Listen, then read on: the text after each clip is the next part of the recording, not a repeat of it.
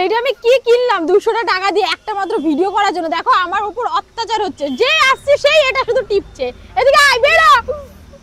আর এই দেখো আমরা হচ্ছে মোমোর দোকানে শুট করছি। বেশিরভাগ কি আমরা কোনো, আরে বলতে দে রে ভাই, বেশিরভাগই আমরা মোমোর দোকানে এসে শুট করি।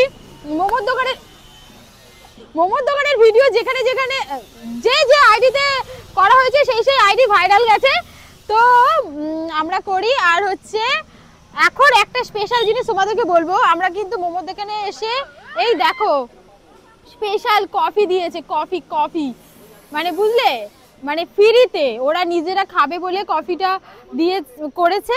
তো সেটাই হচ্ছে আমাকে একা না, সবাইকে, এখানে যতজন এসেছি ভিডিও করতে সবাইকে কফিটা